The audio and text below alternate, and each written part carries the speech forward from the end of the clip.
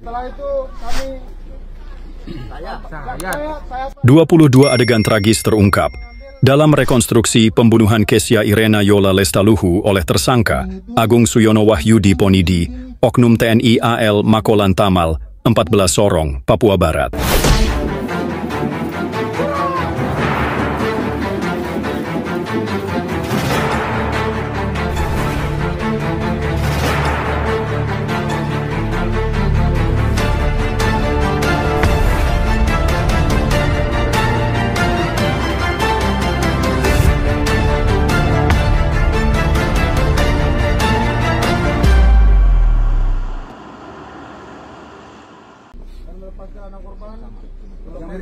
Yang melepas celana siapa? Korban sendiri yang melepas.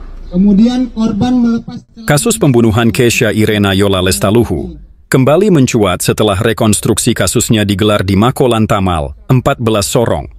Tersangka utama, Kelasi 1 Agung Suyono Wahyudi Ponidi, 23 tahun, anggota TNI AL, melakukan rekonstruksi yang terdiri dari 24 adegan untuk menggambarkan kronologi peristiwa pembunuhan yang dilakukannya.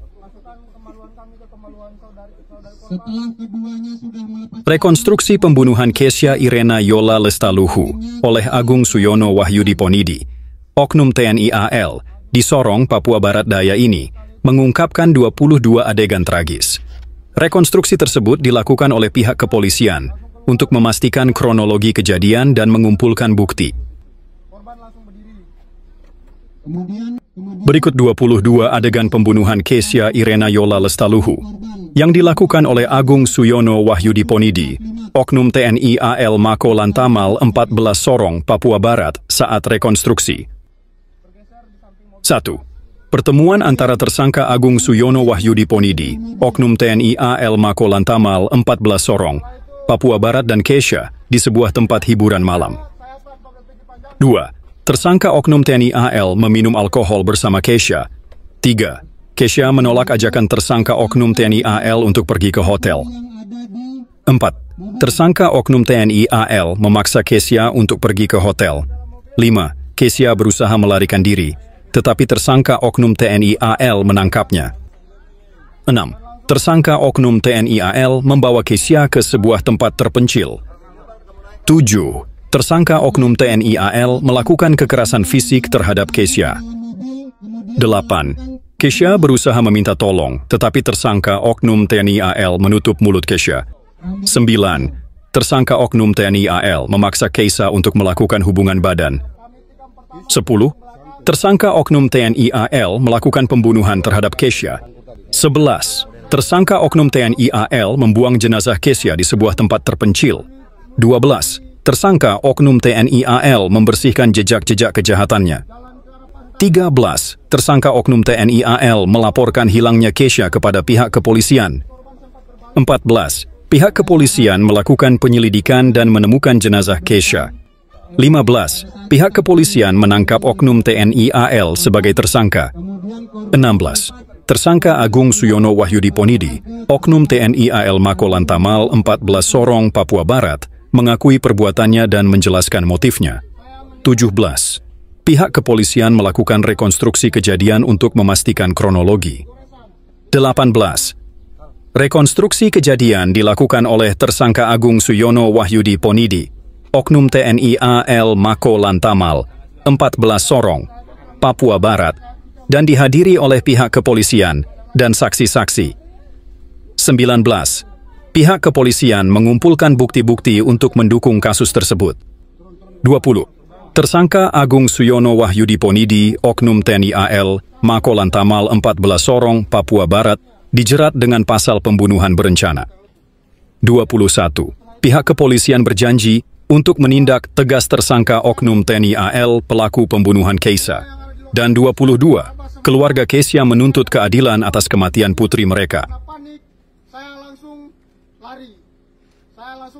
Dalam rekonstruksi ini, terungkap motif pembunuhan yang diungkapkan tersangka berbeda dengan keterangan tersangka sebelumnya.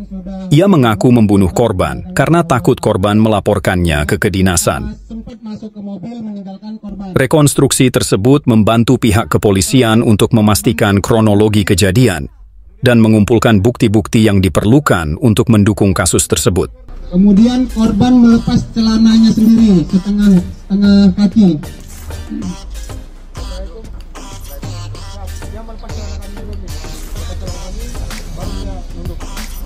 Kemudian korban melepaskan celana tersangka.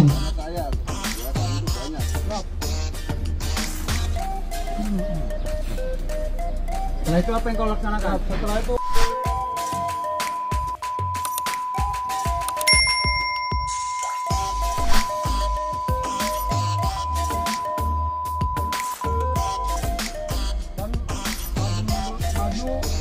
kami itu udah langsung keluar dia. Setelah itu maju masukkan langsung keluar, saya mundurin, saya masukkan lagi, korban langsung berdiri. Kemudian tersangka memasukkan korban hanya 2 kali saja.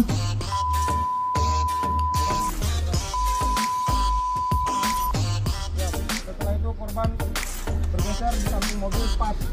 Kemudian korban bergeser ke sebelah mobil.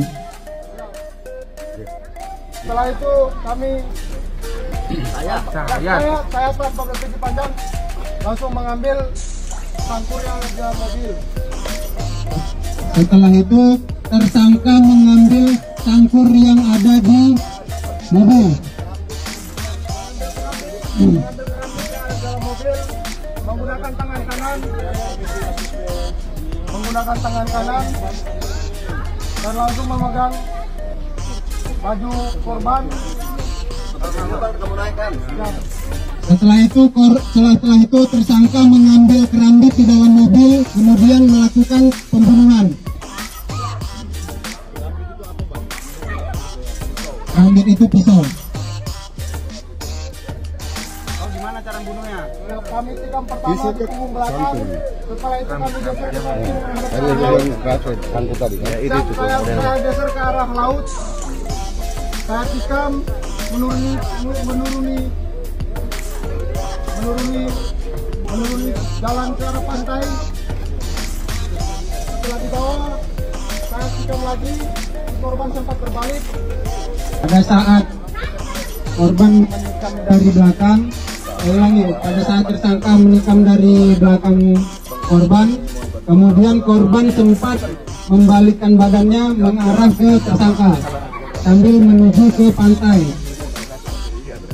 Ya lanjut. Setelah itu saya menikam kena dada, yang di tangan itu bukan goresan, itu saya tikam tapi terkena tangannya. Habis itu saya balikkan lagi badannya. Terus tangan sebelah mana itu? Izin bang, tangan sebelah mana tikam? Saya tikam lagi belakang, saya tikam, pokoknya saya tikam itu paksa. Ada lagi saya bikin dia. Lalu di saat dia sudah lemas, waktu saya pun terjatuh. Turun di bawah, ini bang, ke bawah. Rambut saya terjatuh. Saat rambut saya terjatuh itu baru saya berhentikan kemudiannya. Ya, setelah itu akhirnya saya bongkar di situ. Semua yang ada di lokasi itu saya peraba semua. Yang saya dapatkan duluan kunci mobil. Karena panik, saya langsung lari. Saya langsung kembali ke mobil. Saya bajukan mobil. Masuk ke mobil dulu. Setelah korban sudah dibunuh, korban ditinggalkan di bawah pantai. Kemudian tersangka sempat masuk ke mobil meninggalkan korban. Setelah korban sampai di mobil, kemudian apa yang kau kerjakan? Setelah itu saya turun dari mobil karena saya masih takut.